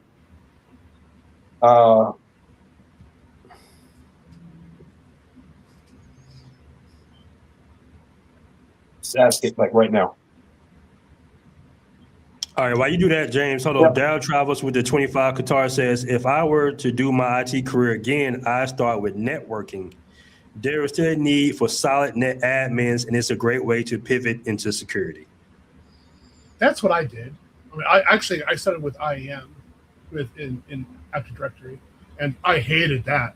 And then I went to Cisco, where I loved it. I thought it was great. Like I was really into it. But I'm glad I did Active Directory because I know it now. I have brain damage only one time. I can continue on. So thank you, Daryl. I agree with it. You have to determine. I always say to my students, "What's in your heart? Tell me what's in your heart. What do you want to do?" Because I don't know what's in your heart. I don't know who you are. So tell me where you want to go, and I can help you get there. But if you're not speaking what you want, if you're just generalist, you're just kind of like, well, it's like being in university with as undeclared major, and you don't know why you're taking those classes that semester. Why are you in university? Do you even know why? Do you have a purpose? Okay, maybe it takes a while to figure it out.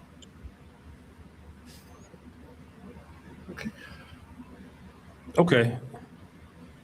I gotta know. Is I Am Jews one of your students? Yeah. Okay, He's here we also go. one of my admins. All right, what's going on? I am just Jules. I had to just double check. Yeah, he's good. He's good. I vouch for him. Take yourself off mute. I am just Jules. Okay, maybe he's still getting situated. So I like how Original Man 26 is saying SAA Terraform Azure, correct? And appreciate that super chat. Go ahead, Theo. So SAA's Terraform Azure. I totally 100% agree. So you want Solutions Architect Associate, that's with AWS. You always want Terraform. And then if you do Azure, fine. If you do GCP, fine. That means you can do multi-cloud. But that Terraform is totally necessary. If you get Python, wonderful. I definitely suggest doing Python Camp. What is that? International Passport teaches Python. We also have some Python within our course as well. So there are some real opportunities there if you can get that. Hey, Jules. Can you hear me now? Yeah, Yeah, we hear you. All right, yeah, my computer's... Guys, go ahead. I'm gonna be right back. I'm taking a little bathroom break. I'll be right back. Okay, no problem. Go ahead. Yeah, no worries. Thanks for having me up. Yeah, the RAM is on my computer's crashing. In short, Theo put a lot of effort into doing this from the very first class. And we're at, class 7 going into 7.5, right? And the first, 3.5 of them was just Theo doing everything himself.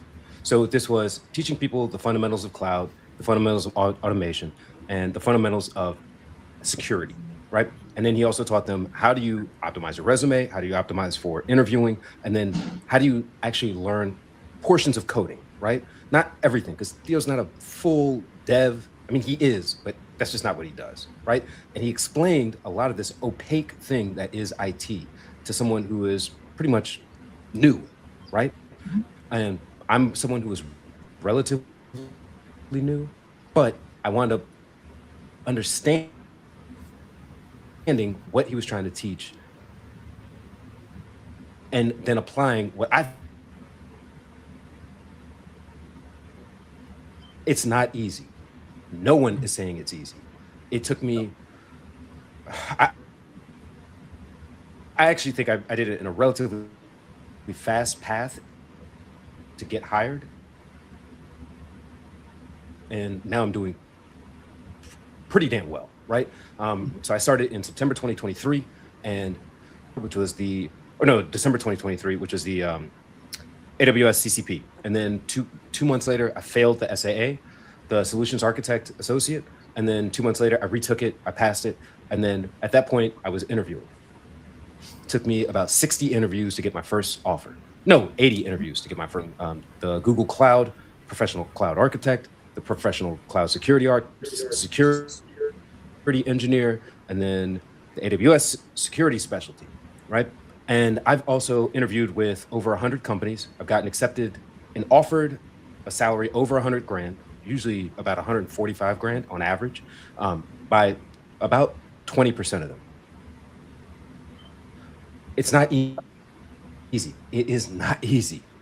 But I understand what they're actually looking for, which is people who have the skills, people who are able to communicate what those skills are, people who are able to work in a team, right? And they're able to say, I'm not doing this well.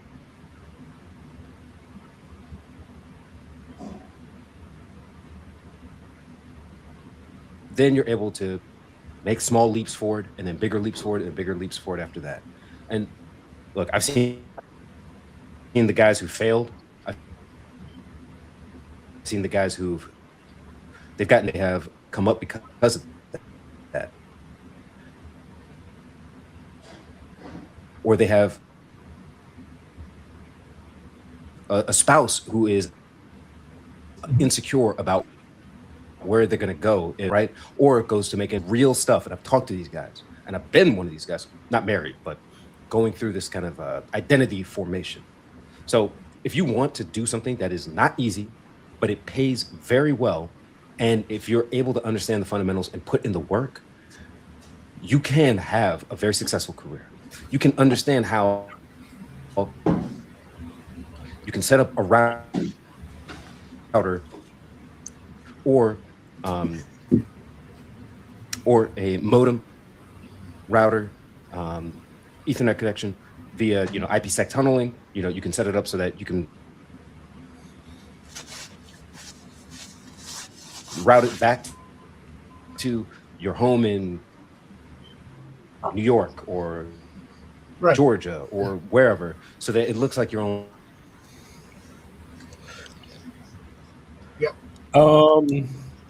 I think you might be borking out a little bit. I am just Jude. Was he borking out a little bit, guys? Yeah. Okay. Yeah, we get the point in what he's saying, which is actually very accurate in there. Okay. I was also going to say, I would recommend all you guys, you tech guys, IT guys, to come out to the tech conferences in Las Vegas. There's a lot of technology that give you guys an advantage too to do what you want to do. They got some amazing shit coming out there. All right, I want to give a shout out to my man, Original Man, $26 super chat says Class 5. What is Class 5, guys? What's that? That's well, we're at class number 7 right now, so he's probably in class 5. Class 5 was one of my best classes that I had. So. Oh, okay. Shout out to class 5. All right. So how many classes do you have? No, I started my class 1 in 2021. And now in March, I have class 7.5. So I've over the years I've started again another class like that. Okay, I got another super chat here by Bobby 009 with super chat, man. I really appreciate that. So networking is a good entry cert. A question mark. Which cert is for this? Is it Network Plus? Question mark. I swear, that has to be one of my students who is trolling me right now. they have to be because they know I hate CompTIA. So, no, you don't do CompTIA Network Plus. No, stop it. No, do Cisco, but don't just do CCNA. Go to the CCNP level and choose something. Specialize in CCNP. That's how you do network security. There's a whole lot of things you can do with Cisco and the professional level. Then go to Juniper, do the certification program. Do the certification program.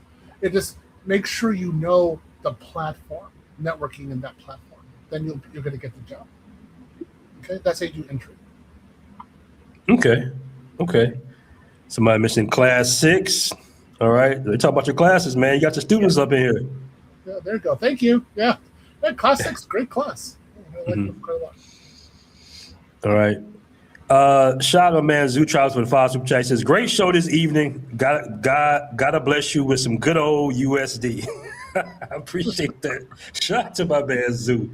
Zoo put me on so much information, so much game about crypto, tech, and all. He's up on it, man. Appreciate that. We definitely had some experiences out there in Brazil. All right. So shout out to my man Zoo, man. All right. Yeah, it's good. I like it.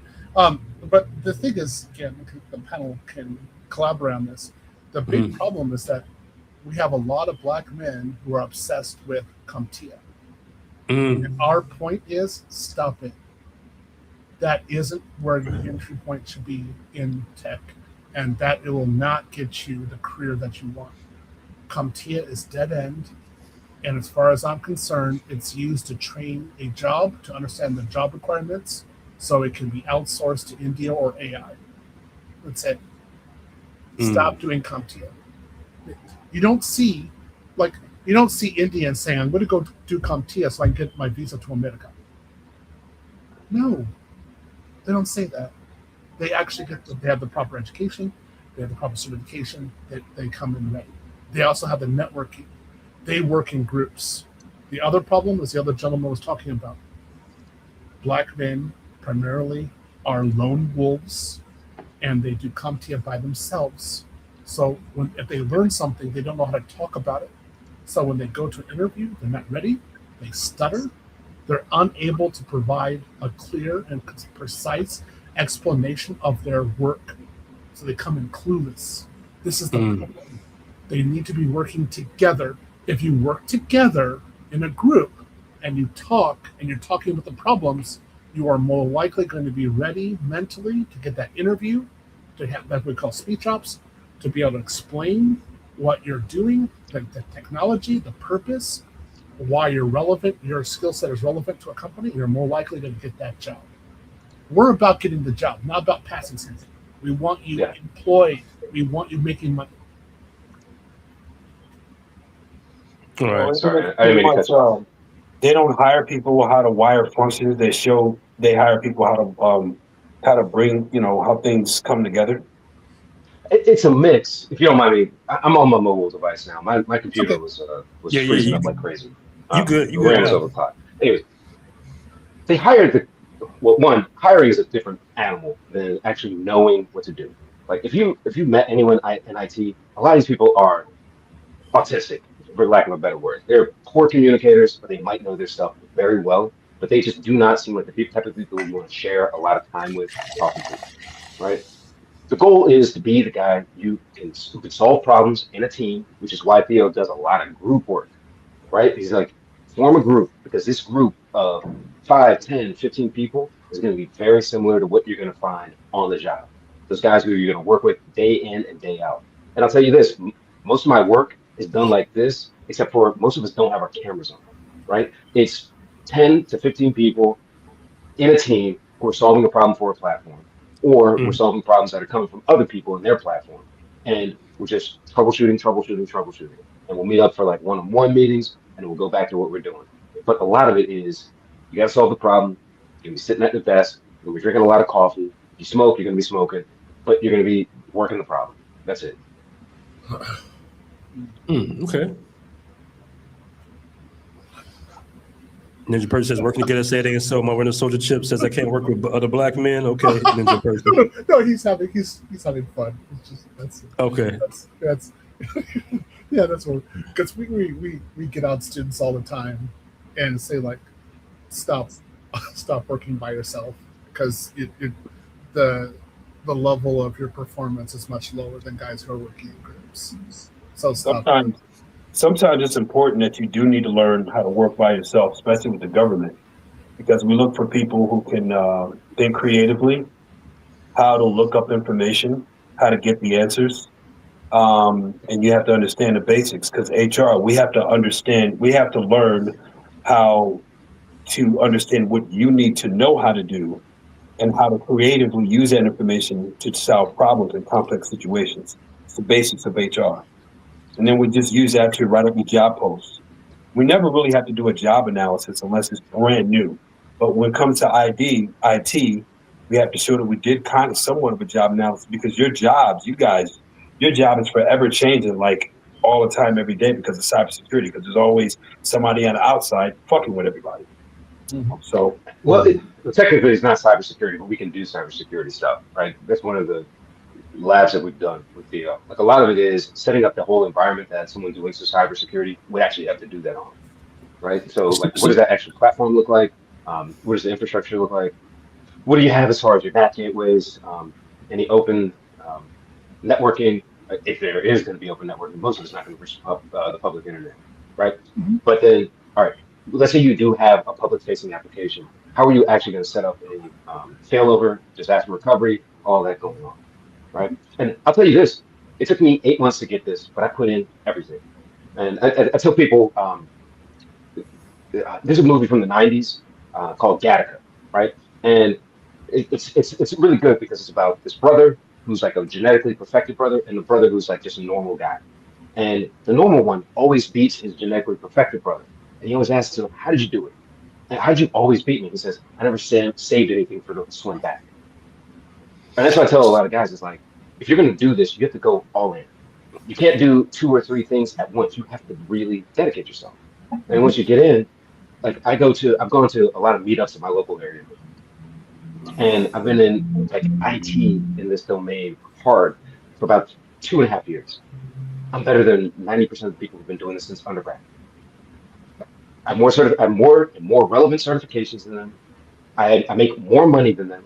And when I tell them what I do, how I do it, they look at me like, oh shit, what are you doing? I'm talking to people who run the whole management system for their state or their company. And they want to talk to me, and they have talked to me, but they didn't realize, oh, that's who he is. I've been working with Theo for since 2023. Yeah. Okay. Well, guys, we're heading to that 2-hour marker. You know, at the end of the show is around the 2-hour marker. Theo, did you want to like give any information out so they can contact you? If they have any questions or want to sign up with your classes? Sure. Basically, my email is theowaf, TheoWaf @gmail.com if you're interested in the course. Or you can just contact BMT, but BMT definitely knows how to get in contact with me. Do it right there. I usually have admins in the chat who actually post links, but we're not doing that today, which is fine. You're just having me on there the first time. I have another entry-level course that's starting in March, so if you are interested, go ahead and ping me. This course is basically focused on IEM, which is going to be Microsoft Azure Intra. It's actually Active Directory as far as I'm concerned. Is that correct, Theo? Your email, is that correct? It. Yeah, that's okay. It. What it is identity management for the cloud, but it's going to specialize specifically for hospitals and insurance. And that's just because those kind of jobs can be worked remote very easily. There's a lot of demand for it, and it's very stable. So I thought we might as well go and take this opportunity to teach this. It's an 18-month course. It's one price, 18-month course. You guys will be just fine. You guys will get plenty of salary doing this. I got guys doing it right now who actually took AWS, but they went into Azure. This course is Azure and GCP combined together. So we do identity management in Azure, and then we do platform engineering in GCP. Because single federated services is going to be really fun. So again, take the course. I think you'll really enjoy it. Guys, I'm making the materials, got a lot of addendums, got books. I don't see why you guys can't pass it. I think you guys will be just fine. Again, thanks, Jules, for stopping up, giving me a little bit of support there. Thanks. James, regarding that app, ping me sometime. I can't give app support like that because I'm overloaded. I just can't work like that. But I got guys in the group who can help you, who can talk to you. Okay. Well, yeah, I wouldn't need someone to help me with the app. I'm looking for someone to join my team. Oh, to join my team. And the thing about it is, I work in HR. I should know how to interview these guys, but they're zinging me with stuff that's outside, like even what I know how to interview for. I know how to interview people to see if you know what you're doing. Yeah. I know I do that all day. But when it comes down to saying, I want to bring you on. They say, no, if you want me to bring him on to the team, I need you to pay me $150,000 a year or whatever. Instead of saying you're going to get a percentage of the team, so you come and join me on this. That's what I'm having trouble with. Okay, so I want you to talk to some of my best students. Talk to them. I just want the conversation to be started. To see how it would work. That's fine. I'm going to step back, but I want to give that introduction to you. All right. Okay. Maybe this will be great. All right. I'll tell you what. Go ahead. How can I don't know how to, we'll put your email and I'll send you my job post of skills required and what I need you to learn and what I am asking of you. It's basically the same thing. And then you tell me what you think. And you never know, you might be interested. Because of course you got to sign it. I got a link. Go ahead. To the guys, because I know I'm security and infrastructure and compliance, and I don't do app development. Yeah. I know that for myself. I'm just honest. But there are guys who do app development. I've got plenty of guys who do this, and they do cloud and security. I got wonderful guys who do, so it's for them. I want them to network with you. All right? I'll tell you right now, if you know how to build, you need to be able to build Instagram from scratch by yourself. Oh, yeah. There you go. If you can't do that, then I'm probably not going to talk to you. You'll be working for the guy who can do that. That's how complicated my app is. Okay. So, all right. And that's why it's not easy. It is hard. It is real hard. Okay. And anybody who says it's not that big of a deal, well, your app's probably not that complicated. Everybody's got dating apps. You just tell it, build a dating app, blah, blah, blah, blah, and it's be ready to go. Not this. So okay, man. I thought it was okay too. All right. Well, so Theo, once again, man, I appreciate you. You've been a great guest for Money Mondays. We might do it again sometime, brother. You gave personally, I think what would be interesting would be making the dating apps as they exist now, which is not optimizing for people to get together, but for optimizing to keep people away from each other. If you could figure out what their anti-algorithm is, Jules, and explaining it, and then having people walk through. Sorry, but I gotta meet you. We ending the show, man. You just kind of jumped in there, but respect to you, brother. All right. But once again, Theo, I appreciate you coming on, bro. We got to do this again sometime, brother. Maybe we do it in a few months or something. Yep. Bring Jules on. I want him back on here, but I'll be back. All right. You enjoy Thailand. Oh yeah, most definitely. Sometime. All right. All right, man. Peace. Salute. So they got.